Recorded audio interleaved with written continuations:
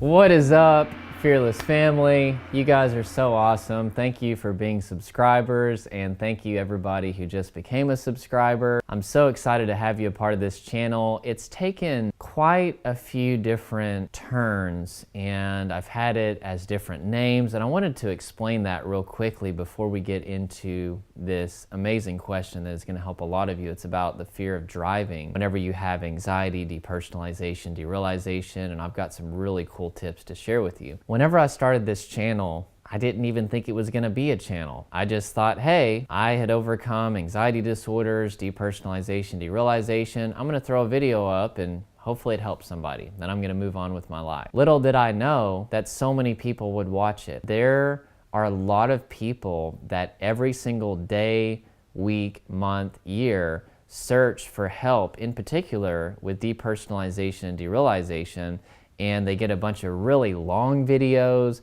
where it's mainly just people sharing their story and saying how frustrating the feelings are. You may get like 1 or 2 tips, and I was like, no, like I have to make videos that are shorter and that directly speak to what they need in order to recover. And eventually I made it under depersonalization, dude. And yeah, I know it's kind of lame, but that's all I could think of. And it was great, but then I realized that I was limiting myself to only talking about depersonalization and derealization disorder. And then I started to research and look at all the channels that were about depersonalization and derealization disorder only, and they're all dead. They died. And not the people, but the channels died. There's no more content being put out from 99% of those channels because it's too narrow of a topic. But then on one hand, I'm wanting to help spread awareness in particular of DPDR disorder because it's just such a misunderstood, misdiagnosed disorder. And the statistics that I read last said that it takes the average person 11 years to be diagnosed with DPDR disorder. So I was like, okay, I've got to help spread awareness for this thing. I mean, I can't just sit back and, play my banjo.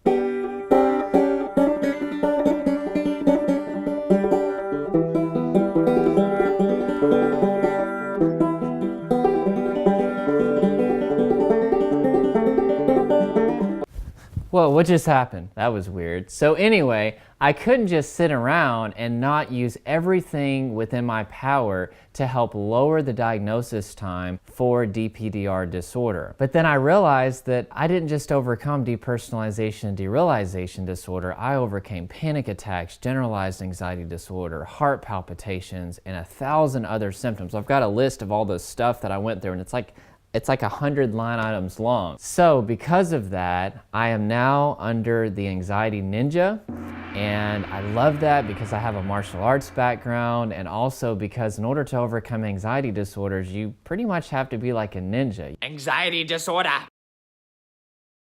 You will die. You have to be very disciplined, you have to be very focused, and you have to outwit anxiety. I'll be the Anxiety Ninja moving forward, and I'm really excited about it. So with that being said, on Tuesdays, I'm going to start answering your questions that you send to me, in particular, the questions that are going to not just help you whenever they get answered, but also help a lot of people. So make sure to send your questions. Also, if you're not a subscriber, please click that subscribe button. Make sure to click the bell so that way you get notified whenever there's a new video. So I wanted to go ahead and read a few comments that were just really encouraging for me. KLC Ab says, one of the best videos that describe depersonalization.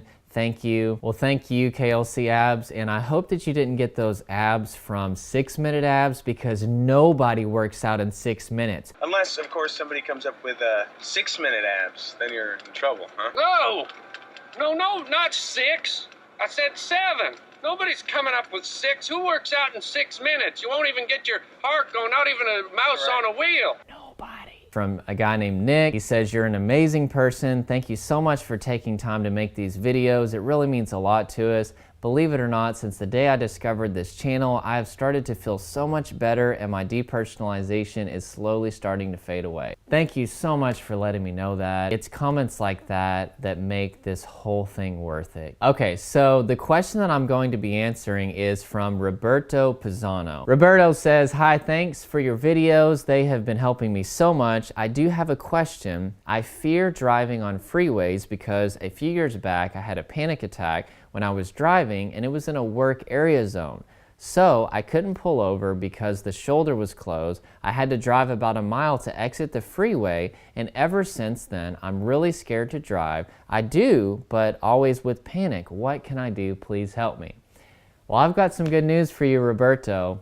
I have struggled with that same thing. Driving can be very, very, very laborious whenever you're dealing with panic, anxiety, DPDR, things like that. So I'm going to explain psychologically what's happening, and I could go a lot more in depth on it, but I'm going to try to keep it short, and then I'm going to give you some practicals of things that you can do. So we build these things which are actually called Pavlovian associations, but we're just going to call them brain associations for short. And what a brain association is whenever you take something that was previously neutral and you assign a certain feeling to it, whether that be fear, panic, love, hate, etc. And what happens is whenever we continually look at something or hear something in particular, or even smell something, anything through our five senses, that's where our amygdala takes in information from in our brain. In particular, sight and sound. Whenever we continually take in things through sight and sound and we feel a certain way, eventually our nervous system will associate that thing with that emotion. And this is all for survival's sake. So for example, you've built up a brain association with driving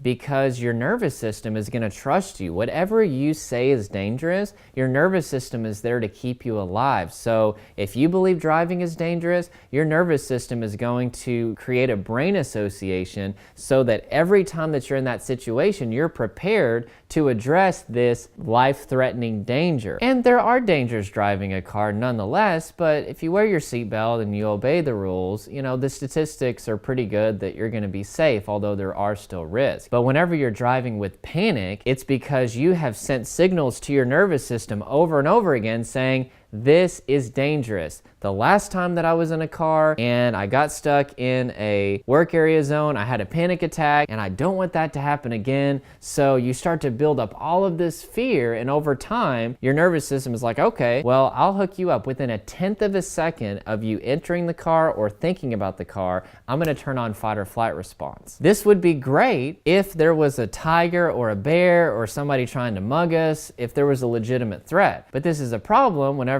it's driving a car, because we have to drive cars to get everywhere. You've communicated to your nervous system that driving is a threat because you're afraid that what happened in the past, Roberto, is going to be repeated. You don't want to have another panic attack. You don't want to be in a situation where you're trapped, you can't pull over, get out of your car, take a breather, and feel back in control. So here's what you have to do. You have to send a new signal of peace and acceptance to your nervous system over and over again to reassociate driving with peace and comfort. It took time for you to create a brain association with fear, so thus it may take a little time for you to create a brain association of peace and acceptance, but it's actually quicker than you could ever imagine, because our nervous system is very, very good at trusting us for information. So it doesn't take long to create a new brain association. So the very best way that you can do this is while you're at your house, before you even drive or get on the freeway,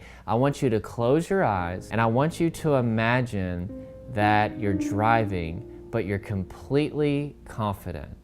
You're smiling, you're having fun, you don't have any anxiety whatsoever within you, and you love driving, and it's one of your absolute favorite things to do. Pretend if you were, just like whenever we were little kids. And I want you to visualize you sitting there, visualize the look on your face, visualize your car, visualize that intersection or the construction zone, and you respond with peace and with acceptance. And I want you to do that every single time before you drive for a while. I know it's gonna take effort, but just take even a minute and do this. So visualization is key, but here's a couple other things for you to take with you. In your car, I want you to put a CD in there or MP3 or maybe listen to headphones on your phone. I want you to listen to music when you're driving that has a peaceful association with it. Music that when you listen to it, you think about all these pleasant memories, or maybe it makes you want to dance,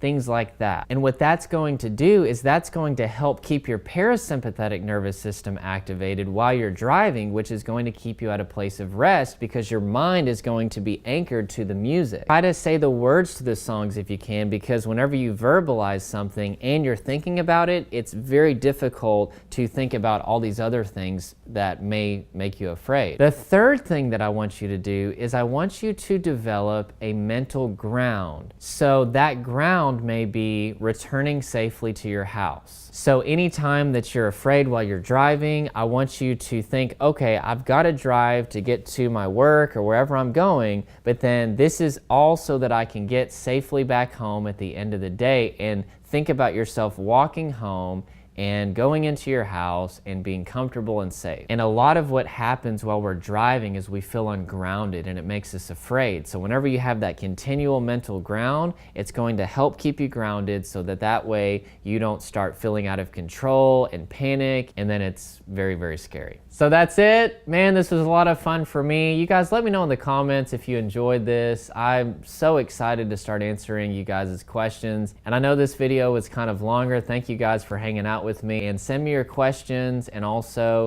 like this if it helped you, and make sure to subscribe, click the notification bell so that way you get notified every time I do a new video. I do have a Patreon account. You go to patreon.com/theanxietyninja. I actually just changed the name for it. In order for me to invest a lot of time in answering every single question and shooting all this, I do have to take time away from other things. So if you wouldn't mind supporting me on there, even just like $1 a month, I would be super duper humbled by that and thankful. So that's it. We'll talk to you guys soon. Thank you so much. Bye.